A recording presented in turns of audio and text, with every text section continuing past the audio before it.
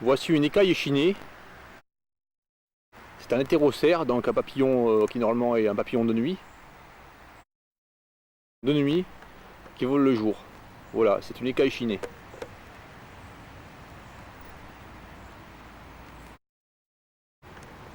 Donc là, elle butine le patoir chanvrine. Le patoir chanvrine, c'est une plante extrêmement attractive pour les papillons, pour les bourdons.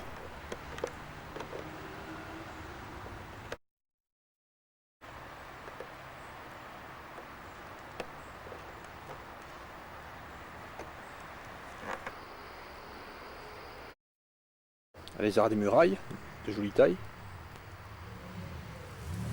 Bon, ici en fait c'est riche en insectes, c'est riche en un peu tout finalement, c'est très bien. C'est vraiment un parc sauvage. Vraiment c'est un endroit sauvage. Et ça c'est rare dans les villes, qu'il y a un endroit qui reste sauvage. C'est vraiment très agréable. Nous étions là-bas tout à l'heure à 50 mètres, où il y avait le patoir chanvrine. Il y a aussi beaucoup de patoirs chanvrine tout le long. Mais malheureusement, des logements sont construits. Alors ils sont construits sûrement en bois pour paraître écologique. Mais bon, c'est stupide là, ça va déranger ce seul endroit sauvage qu'il y avait. Donc on voit le patoir chanvrine, elle attire beaucoup de papillons. Il y a le panneau, mais le panneau est recouvert de végétation. Depuis que le nouveau maire est arrivé, la protection de l'environnement ici n'est plus du tout de mise. C'était une excellente initiative de laisser cet arbre sans le couper, mais malheureusement des logements se créent à côté. Voilà l'affiche, voilà le petit panneau qu'il y a sur l'arbre. Malheureusement, le nouveau maire se fiche totalement de la protection de l'environnement apparemment. Nous sommes dans la zone à Blanquefort. Nous avons vu les Aegosomes scabricornis. Donc là ce sont des copeaux exclusivement de bois mort souvent même. Donc là c'est un endroit extrêmement intéressant. Les rhinocéros, un chêne aux très grosses feuilles. Est-ce une espèce autochtone? Je ne sais pas. On peut imaginer qu'à cet endroit qui est piétiné, les coléoptères qui auront pondu leurs œufs là verront leur descendance détruite par le piétinement. C'est vraiment dommage. Ici, comme partout, dans tous les parcs, pratiquement, tous les arbres ils sont mascagnés sur le côté. Ils ont des coups. Des grosses cicatrices au niveau des racines. Tel celui-là aussi encore.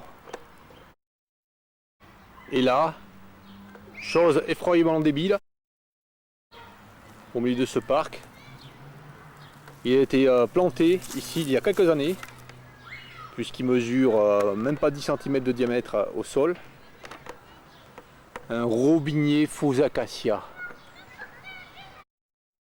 Donc un robinier faux acacia, plante invasive, a été planté parmi les chênes. Et là, bien sûr, ça va nécessiter un fauchage, et beaucoup de travail. En pelouse là-bas, bon, pour les gens qui veulent s'amuser dans le parc, et une bonne partie laissée sauvage. C'est extrêmement agréable de voir les deux parties différentes.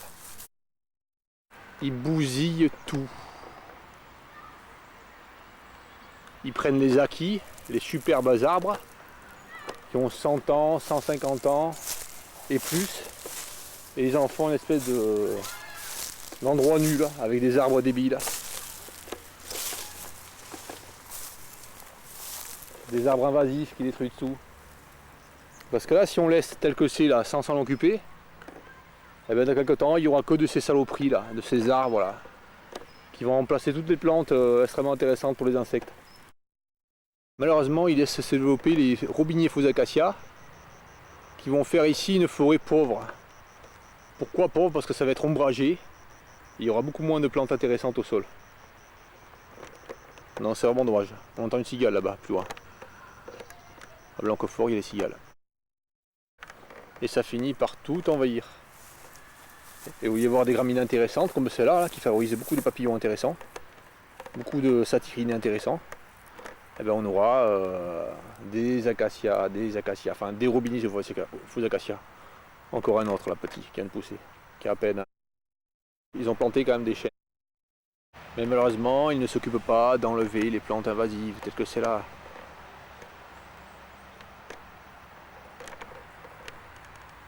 Et encore une plante invasive.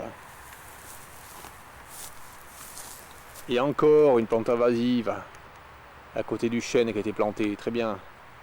Et encore une plante invasive. Un chêne d'Amérique. Horreur.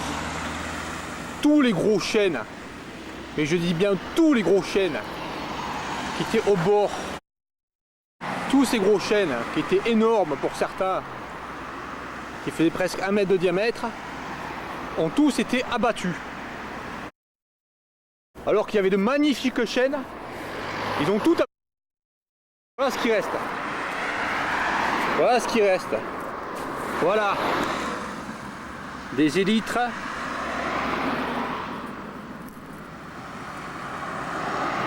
Dorix nanicornis. Ah, encore un autre qui a été abattu. C'est une dizaine de gros chênes qui ont été abattus, pour rien. Ils étaient extrêmement solides, en parfaite santé. Ils ont été vite hein, pour les couper. Combien de temps ils ont mis ça? Ils ont fait ça? Ils ont taillé, je les ai même pas vus, je suis rentré chez moi. Et après, dans la journée, je sais pas, ils ont eu... Une journée, même pas, parce que je travaille de matin, j'y étais. J'ai débauché à 1h30.